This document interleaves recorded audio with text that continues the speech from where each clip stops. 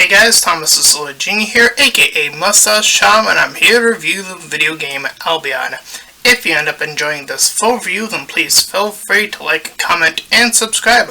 Also make sure to check out those links in the description. One will head you over to my Discord server, the second to my Patreon page, third to my PayPal. Any donations are greatly appreciated and help support the channel. Speaking of which, this video is sponsored by my very first Patreon supporter. So thank you for supporting my channel, and any further requests are desperately needed now that this video game is done. Alright, so as aforementioned, I have officially beaten Albion, so as usual I'll separate my video game review into two categories instead of one. That'll be broken down between story and gameplay. I usually go with story first, so here we go. The story of Albion focuses on a pilot named Tom Driscoll, who gets joined by his familiar older men, whose name I'm already forgetting. Point being is that he is tasked to go on a ship journey, yada yada yada. Eventually, he gets shooted out into the world of Albion, a planet inhabited by various creatures, including literal furries, or, well, anthropomorphic animal people, as well as other human beings, at least later on. Through that, you gain companions, solve problems that are either associated with the people that you come along to get to know, or kind of get involved in bigger politics of said planet, that you just sort of, by happenstance of being there, you kind of get roped into. Nonetheless, through that journey, you find out that the ship that you came on here is getting ready to annihilate said planet, and your protagonist, as well as the company that he has gained throughout his ventures, have grown to respect and, come to, realize that this planet's inhabitants is worth protecting. So they go back to the ship and proceed to take it down by what means that they have. And that is essentially the story of Albion. Now, of course, this is not a new story by many means. In fact, I do see a similarity between a story like this and, well, the newer, say, Avatar, the blue people one, of like, here's the soldier man, we're gonna throw him into the deep of another planet, he meets the inhabitants and learns their ways, and yada yada yada. Obviously not a new story. However, there is the execution of said story, which is what I like to focus on. The characters, the actual dialogue, their weaknesses, their strengths, and what they bring differently to the table. And for the most part, I would say the characters are okay. Some of them have some insight to the involvement of, as I mentioned earlier, the things going on, whether that be like a war that is escalating or so on and so forth. And I do like when the characters you receive in a RPG are directly linked to the story. Keep in mind that this is something I really praised in a game such as The Legend of the Dragoon, where the characters involved all had their personal little stories that interacted with the story, the overarching story of the entire video game, which is something I appreciate a lot more when the relationship between the characters and the story have that type of bridge. And I'm not saying it's not present here, rather than I think it's present enough here. That is to say that I think it could have been a little bit stronger here in the story. It does feel like there are certain quests that sort of are like a general, like you're kind of just roped into the situation, rather than this character that you meet isn't directly involved with you know, one of the things that are happening. Maybe, like, during one of the murder scenes, or, like, someone's being investigated, maybe, one of the people that joined your party was, being, you know, directly being called out as the, like, the murderer, and, like, maybe that person could join your party. I think they try to do that here, if I remember correctly. I don't remember the extent or degree of that. Because I know the furry guy, he kind of joined you out of obligation to be like, I'm going to serve you to, like, free you. So that level of connection isn't as strong as saying, like, oh, he was actually, like, instead of maybe, like, linked to the case somehow. He just kind of accumulates into your party and then kind of just maintains in your party after the fact for the rest of the journey. And the same can be said about, I think, quite a few of the members, some of which you even just pick up quite literally, and they have nothing to do with the story. Like the last woman I picked up had nothing to do with any of the story. You could just sort of pick her up as a sort of quote-unquote final team member, as it were. So again, I think the story could have been even tighter than it is now, but I would still say it's solid storytelling. And there's quite some interesting dialogue. The war stuff, I wouldn't say it's necessarily even bad, it would have been a little bit more interesting to see it have a connection directly to the characters rather than them being roped into the situation through happenstance and happening to be there. Outside of that, I would say the story is pretty much fine. Again, if I were to give it a score, I think I would probably give it a reasonable 7 out of 10. I think it's a reasonable story. It hits the beats that it needs to. In terms of plot holes, I mean, I would have to think about it a little bit more probably, but I don't think I came across any that I could blatantly point out to right now. So I would probably stick out to a 7 out of 10 for the story. However, we have to talk about the gameplay, which is where a lot of my issues actually do stem from. Now, this is a much older game, admittedly. However, just because it is an older game does not mean I'm not going to point out the quality of life things that they could have added, as well as things that are outright absurd, despite it being an old game. I don't care if it's an old game, that is not an excuse. There are definitely things you can do to... I mean, The Legend of the Dragoon is about as old as this game is, so there's no excuse. The Legend of the Dragoon is probably one of my favorite RPGs ever. Like, one of my favorites. And it's a fantastic game. Yes, the dialogue is a little bit out of date, but I mean, outside of that, the game's fantastic. It is great. So, I don't see why you couldn't push a little bit harder. So let's talk more in depth about gameplay, though. So, in this game, as you're randomly in a location out in the field, actually I'll talk about in, like, a town. So when you're in a town, which was surprising to me, I'll talk about the good elements first, is that you can fast travel between the town areas pretty quickly.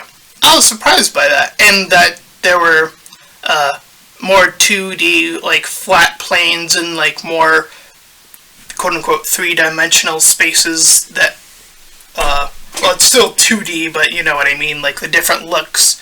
If you've seen the game itself, and I'll link the first part of this playthrough, as well as I usually do, or try to do, if I remember. Anyway, point being is that there's fast travel between towns. However, once you get out on the field, it is all on foot. And quite frankly, the areas on the maps are pretty excessively big. I think they were a little bit too big for what the game was trying to provide, if I'm being completely honest. A lot of it is quite literally empty space. So, not the best use of design-wise via map and mapping, which would be one of my complaints about the game. The combat, once you enter combat, once you directly run into a creature, is pretty straightforward.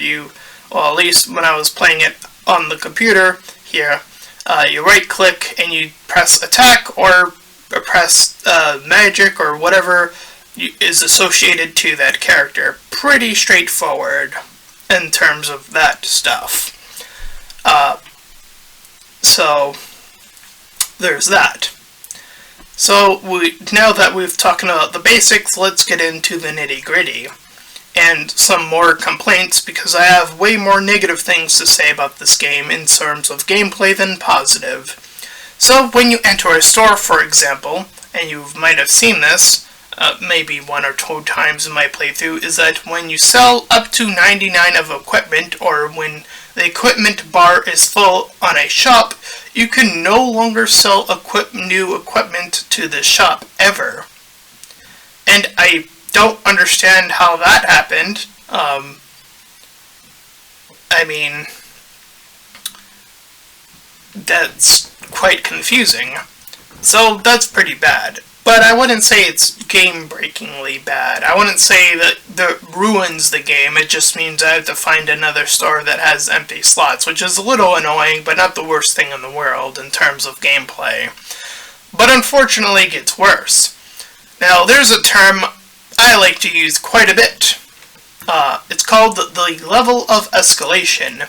This is a gamer term that I like to use when I'm referring to when the game escalates in challenge. I've used it in game reviews such as, well, The Legend of the Dragoon, and said the level of escalation is, I think what I've said is pretty much close to fine in that game.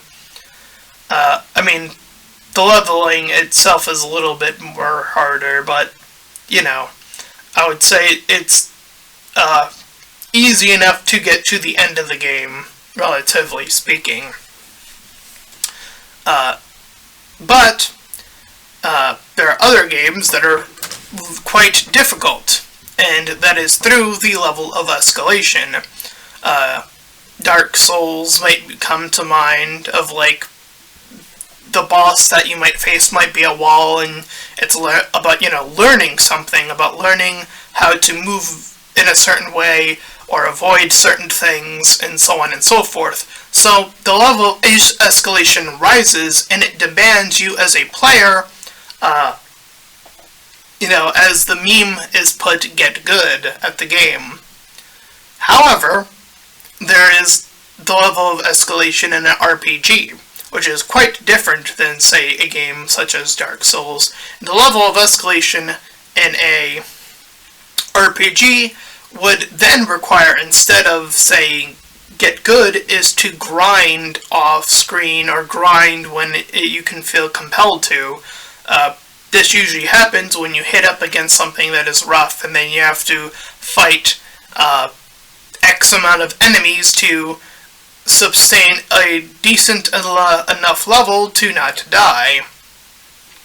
Now, the problem here is twofold in this game. The experience in this game is awful. It is really hard to understand how many battles it takes to level up. Not only that, it really doesn't matter, since the level of escalation escalates to a point where enemies can quite literally one-shot one of your team members. And it can happen to any of your team members at a given time. An enemy can literally critical hit you to death in this scenario. That is crazy that this game has the enemy capacity hit to, you know, just one-shotting you, and they're able to literally take out a party member like that. And there's no way to combat that. There's no level cap that you can get to, I don't think, in this game that can elude this conundrum. So that is, I would say, bad video game design. That is bad design. That is bad levels of escalation. You've escalated the bad guys way too high. Significantly higher than you ought to.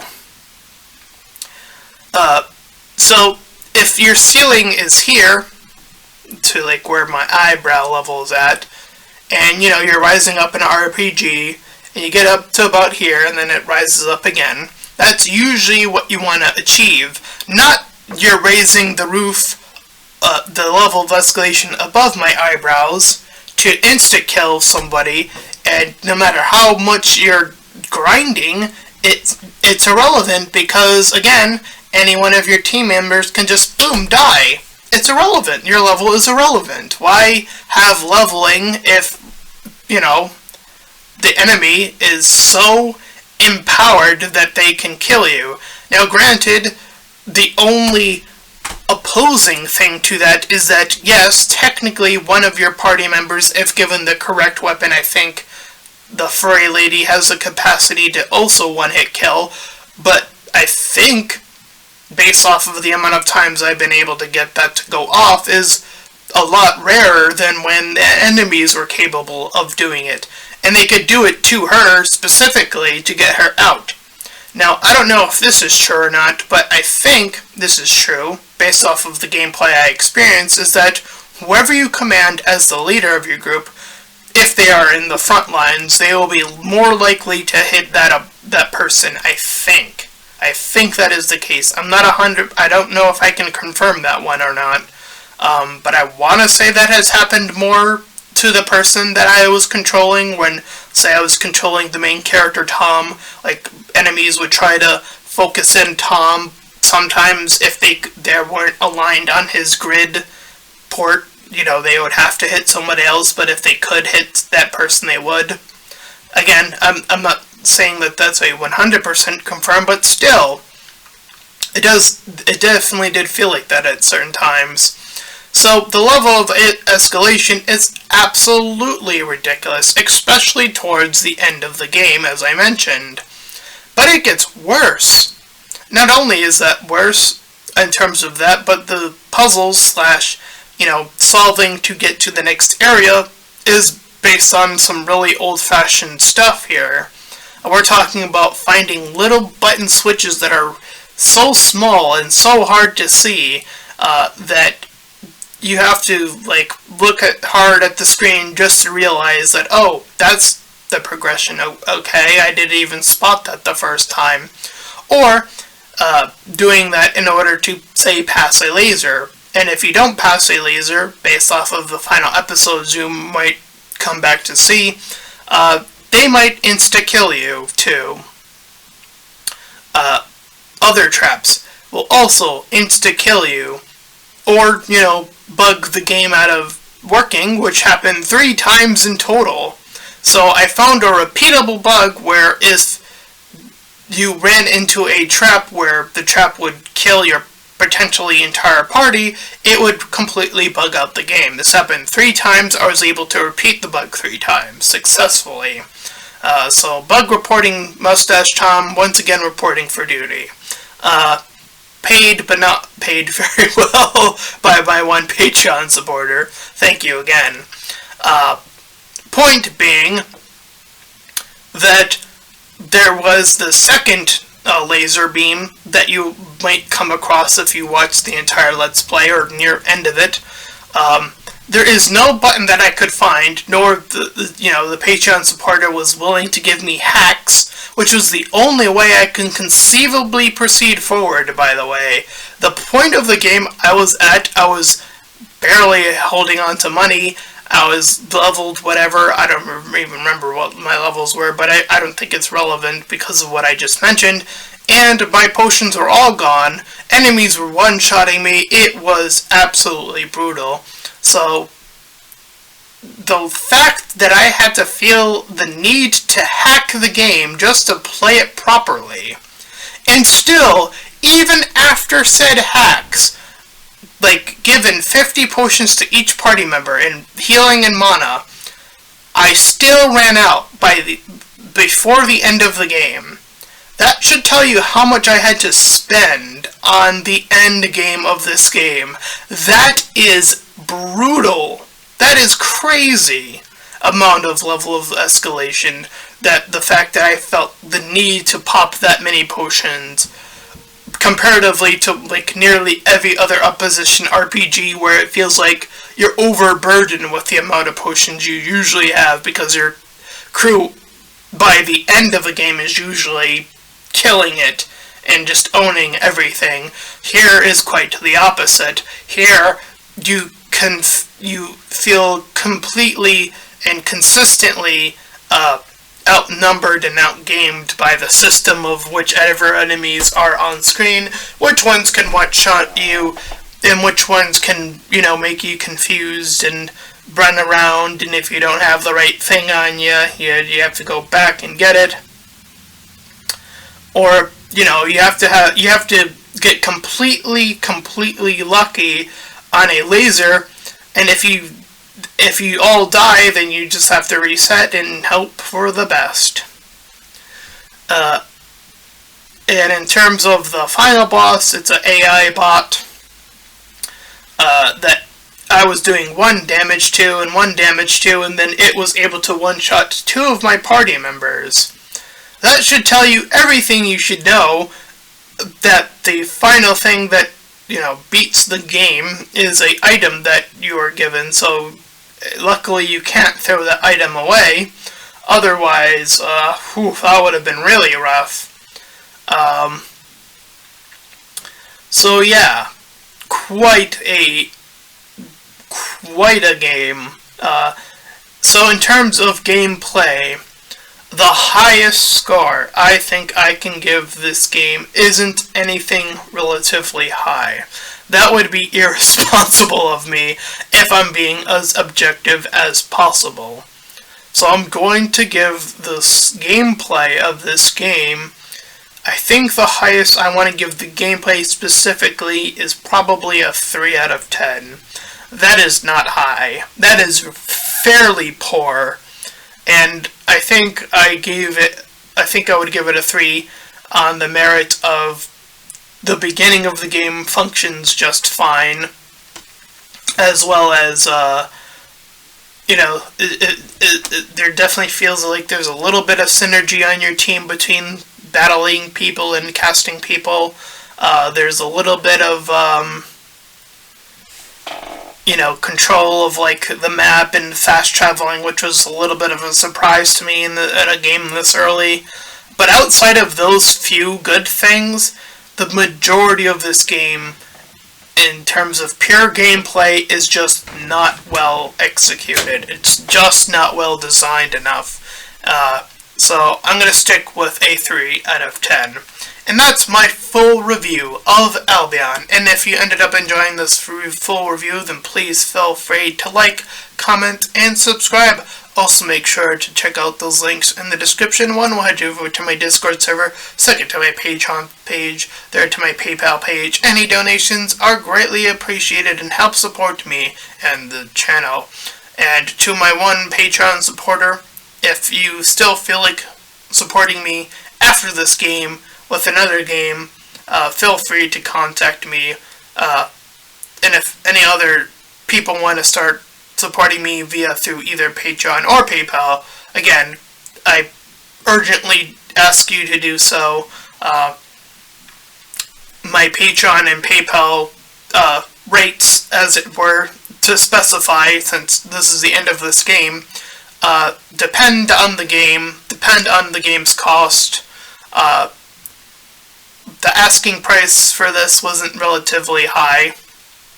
The game was cheap, so I asked for a pretty cheap price to purchase the game and then play the entire thing and review it, which is what I'm doing right now. So, if it's a newer game, obviously the price will be increased, and if it's an older game, obviously the price will be lower. And the price will be a little bit higher than what it costs to